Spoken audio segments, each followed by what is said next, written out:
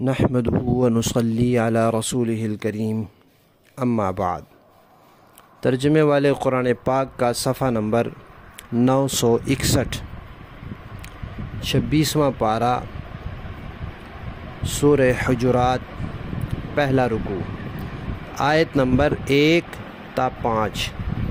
اعوذ باللہ من الشیطان الرجیم، بسم اللہ الرحمن الرحیم۔ یا ایہا الذین آمنوا لا تقدموا بین یدی اللہ ورسولہ واتقوا اللہ ان اللہ سمیع علیم۔ یا ایہا الذین آمنوا لا ترفعوا اصواتکم فوق صوت النبی ولا تجہروا له بالقول کجہر بعضکم لبعض أن تحبط أعمالكم وأنتم لا تشعرون۔ إن الذين يغضون أصواتهم عند رسول الله أولئك الذين امتحن الله قلوبهم للتقوى لهم مغفرة وأجر عظيم۔ إن الذين ينادونك من وراء الحجرات أكثرهم لا يعقلون ولو أنهم صبروا حتى تخرج إليهم لكان خيرا لهم والله غفور رحيم۔ صدق اللہ۔ سورت کے آغاز میں یہ بات بتائی جا چکی ہے کہ اس صورت میں نبی پاک صلی اللہ علیہ وسلم کے حقوق اور آداب کا تذکرہ ہے۔ تو یہاں ابتدا میں نبی پاک صلی اللہ علیہ وسلم کے اس ادب کا تذکرہ ہے کہ کسی بھی معاملے میں آپ صلی اللہ علیہ وسلم سے آگے نہ بڑھا جائے۔ مثلا کسی معاملے میں نبی پاک صلی اللہ علیہ وسلم سے رہنمائی ملنے کی اور حکم ملنے کی توقع اور امید ہے تو اس میں پھر اپنی رائے نہ دی جائے، بلکہ آپ صلی اللہ علیہ وسلم کے حکم کا انتظار کیا جائے کہ آپ کیا فرماتے ہیں۔ ایک مرتبہ ایک قبیلہ ہے بنو تمیم، اس کے لوگ نبی پاک صلی اللہ علیہ وسلم کی خدمت میں حاضر ہوئے، اور آپ صلی اللہ علیہ وسلم کا طریقہ تھا کہ کسی نہ کسی کو قبیلے کا امیر بنا کر مقرر فرما کر بھیجتے تھے۔ تو اب یہ بات زیر غور تھی کہ قبیلے کا حاکم کس کو بنایا جائے۔ تو حضرت ابو بکر رضی اللہ تعالیٰ عنہ نے قبیلے کے ایک سمجھدار آدمی کے بارے میں رائے دی، اور حضرت عمر رضی اللہ تعالیٰ عنہ نے قبیلے کے ایک دوسرے آدمی کے بارے میں رائے دی، وہ بھی بڑے سمجھدار تھے۔ تو اس پر وہ دونوں آپس میں گفتگو کرنے لگے کہ یہ بہتر ہے یا وہ۔ تو اس دوران ان کی آواز کچھ بلند ہو گئی اور مجلس نبی پاک صلی اللہ علیہ وسلم کی تھی، تو اس پر اللہ تعالیٰ نے یہ آیات نازل کی کہ ایک تو آگے بڑھنا ٹھیک نہیں کہ اس میں حضور نے فیصلہ کرنا ہے تو ان کے حکم دینے سے پہلے اپنی رائے دینا یہ مناسب نہیں، ٹھیک نہیں۔ اور دوسرا یہ کہ آپ صلی اللہ علیہ وسلم کی مجلس میں آواز بلند کرنا، کہ آپ صلی اللہ علیہ وسلم کی آواز سے آواز بلند ہو جائے، یہ بھی ٹھیک نہیں۔ ایسا کرنے سے انسان کے اعمال ضائع ہو سکتے ہیں۔ اور یہاں علماء کرام نے لکھا ہے کہ نبی پاک صلی اللہ علیہ وسلم کی مجلس کے جو آداب آپ صلی اللہ علیہ وسلم کی دنیاوی زندگی میں تھے، آپ کے اس دنیا سے پردہ فرما جانے کے بعد بھی آپ کے روزہ اطہر پہ وہی آداب ہیں، اور صحابہ کرام نے اس کا اہتمام کیا ہے۔ حضرت عمر رضی اللہ تعالیٰ عنہ کے دور میں مسجد نبوی میں دو آدمی آپس میں گفتگو کر رہے تھے۔ حضرت عمر ان سے کچھ فاصلے پر بیٹھے تھے، تو ان کو بلایا، لیکن آواز دے کر نہیں، اشارے سے بلایا۔ جب وہ آ گئے تو کہا کہ لگتا ہے کہ تم باہر سے آئے ہو، یہاں مدینے کے نہیں ہو، کیونکہ پہچانتے نہیں تھے۔ اگر تم یہاں کے ہوتے تو میں تمہیں سزا دیتا۔ افسوس کی بات ہے کہ تم رسول اللہ کی مجلس میں یا مسجد میں حضور کی قبر کے پاس آوازیں بلند کر رہے ہو۔ تو اس سے معلوم ہوا کہ حضرت عمر رضی اللہ تعالیٰ عنہ کی رائے بھی یہ تھی کہ نبی پاک صلی اللہ علیہ وسلم اپنی قبر مبارک میں زندہ ہیں اور ان کی مجلس کے آداب وہی ہیں جو ان کی دنیاوی زندگی میں تھے۔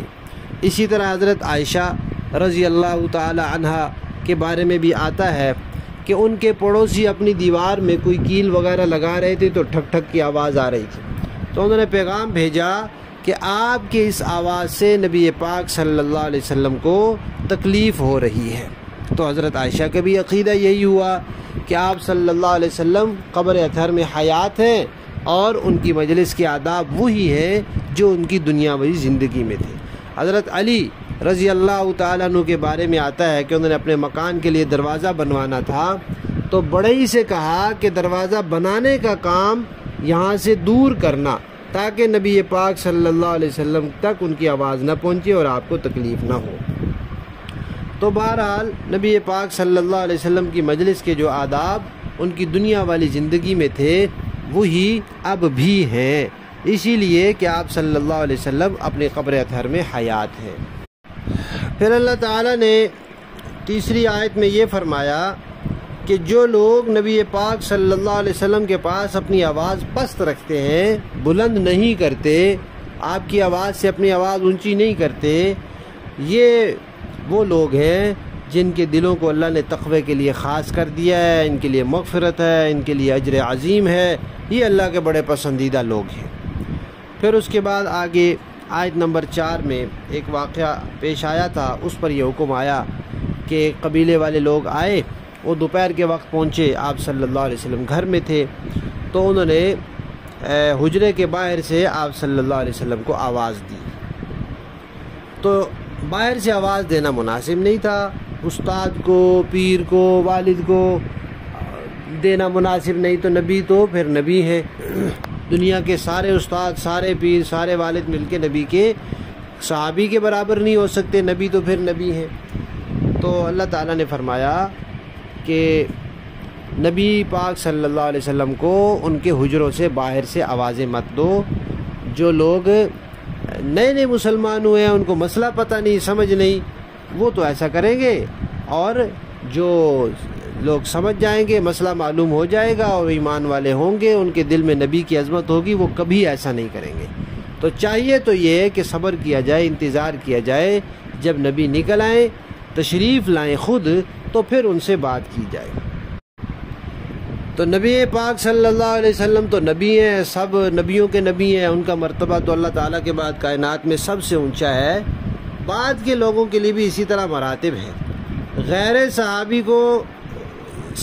کو کوئی غیر صحابی نہیں ٹوک سکتا، اس کا کام ہی نہیں ہے، وہ صحابی پر تنقید نہیں کر سکتا، انگلی نہیں اٹھا سکتا، کوئی اس کے بارے میں بات نہیں کر سکتا، اس کی زبان بند ہے، اللہ تعالیٰ اور اللہ کے نبی نے بند رکھنے کا حکم دیا ہے، اس کو اختیار ہی نہیں دیا کہ جو خود صحابی نہیں ہے وہ کسی صحابی کے بارے میں بات کرے منفی، یہ اجازت ہی نہیں ہے۔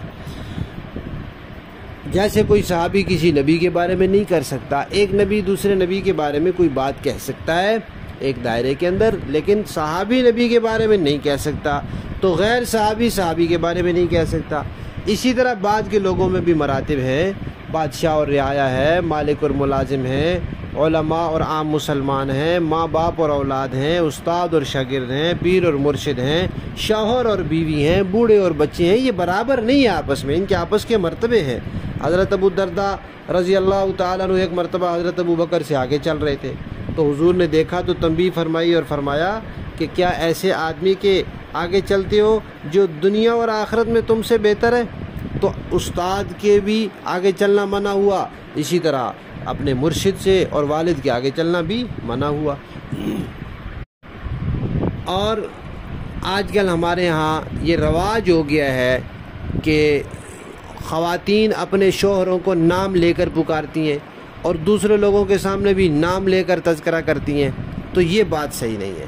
اس وقت بھی صحابہ کرام اپنی بیٹوں کو اور بیویوں کو تو نام لے کر پکارتے تھے، لیکن خواتین اپنے شوہروں کو کنیت سے پکارتی تھی، ابو فلاں، یا لقب استعمال کرتی تھیں، نام نہیں لیتی تھیں، خود ان کو مخاطب کرتے ہوئے بھی اور دوسروں سے بات کرتے ہوئے بھی۔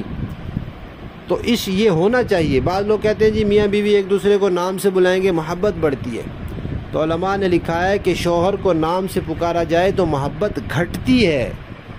عظمت کے ساتھ دل میں اس کی عظمت رکھ کے کنیت یا لقب سے پکارا جائے تو پھر محبت بڑھے گی۔ لہذا خواتین کو اس بات کا اہتمام کرنا چاہیے کہ وہ نہ تو براہ راست شوہر کو نام لے کر مخاطب کر کے پکارے اور نہ دوسروں کے سامنے اس کا نام لے کر بات کریں، بلکہ کنیت، لقب وغیرہ اس طرح کر کے بات کریں۔ لفظی معنی دیکھیں، یا ایھا الذین آمنوا، اے ایمان والو، لا تقدموا، نہ آگے بڑھو تم، بین یدی اللہ، اللہ کے سامنے، ورسولہ، اور اس کے رسول کے سامنے، واتقوا اللہ، اور اللہ سے ڈرو، ان اللہ، بے شک اللہ تعالی، سمیع، سننے والا ہے، علیم، جاننے والا ہے۔ یا ایھا الذین آمنوا، ایمان والو، لا ترفعوا، نہ بلند کرو، اصواتکم، اپنی آوازیں، فوق، اوپر، صوت النبی، نبی کی آواز کے، ولا تجہروا، اور نہ زور سے بولو، لہو، نبی کے سامنے، بالقول، گفتگو میں، کجہر بعضکم لبعض، جیسے تم میں سے بعض کے لیے آواز اونچی کرتے ہیں، ایک دوسرے کے لیے جیسے آواز اونچی کر لیتے ہو، نبی کے لیے نہ کرو۔ ان تحبطا، کہ کہیں ضائع ہو جائیں، اعمالکم، تمہارے اعمال، وانتم، اور تمہیں، لا تشعرون، خبر ہی نہ ہو۔ نبی کے مجلس میں آواز بلند کرنے سے اعمال ضائع ہو جائیں گے اور تمہیں پتہ ہی نہیں چلے گا۔ ان الذین، بے شک وہ لوگ، یغضون، جو پست رکھتے ہیں، نیچی رکھتے ہیں، اصواتہم، اپنی آوازیں، عند رسول اللہ، اللہ کے رسول کے ہاں، یعنی اللہ کے رسول کے سامنے، ان کی مجلس میں، اولئک، یہی لوگ ہیں، الذین، جن کو امتحن، آزمایا ہے، اللہ نے، قلوبہم، ان کے دلوں کو، للتقوی، تو تقوی کے لیے گویا ان کو خاص کر دیا، لہم، ان کے لیے، مغفرۃ، بخشش ہے، واجر عظیم، اور بڑا اجر ہے۔ ان الذین، بے شک جو لوگ، ینادونک، اے پیغمبر آپ کو پکارتے ہیں، من وراء الحجرات، حجروں کے باہر سے، اکثرهم، ان میں سے اکثر، لا یعقلون، ایسے ہیں جن کو سمجھ نہیں ہے، نئے نئے مسلمان ہوئے، ابھی آداب کا پتہ نہیں ہے۔ ولو انہم، اور اگر وہ لوگ، صبر کرتے، حتی تخرج الیہم، یہاں تک کہ آپ تشریف لاتے ان کی طرف، لکانا، تو ہوتا یہ، خیرن، بہتر، لہم، ان کے لیے، واللہ، اور اللہ تعالی، غفور، بخشنے والا ہے، رحیم، رحم فرمانے والا ہے۔ با محاورہ دیکھیں جی، یا ایھا الذین آمنوا لا تقدموا بین یدی اللہ ورسولہ واتقوا اللہ ان اللہ سمیع علیم۔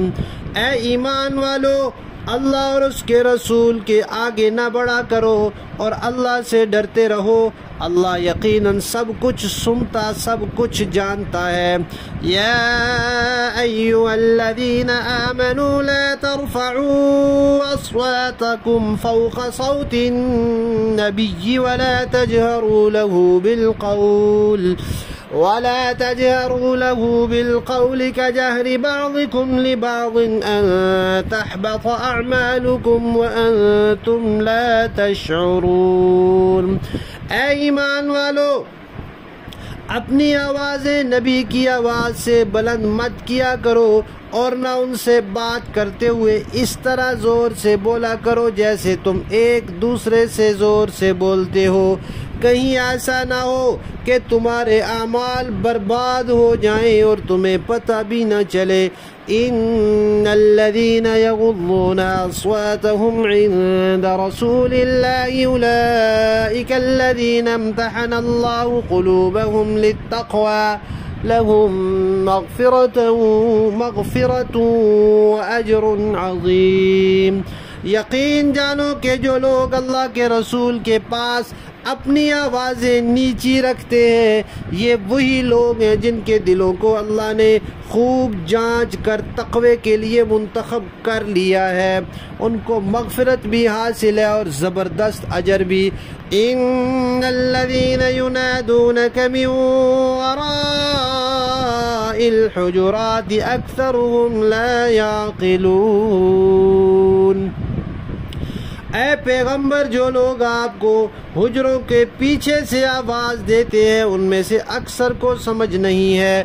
وَلَوْ أَنَّهُمْ صَبَرُوا حَتَّى تَخْرُجَ إِلَيْهِمْ لَكَانَ خَيْرًا لَهُمْ وَاللَّهُ غَفُورٌ رَحِيمٌ۔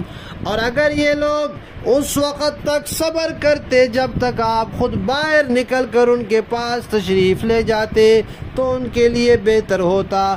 اللہ بہت بخشنے والا، بہت مہربان ہے۔ صدق اللہ العظیم۔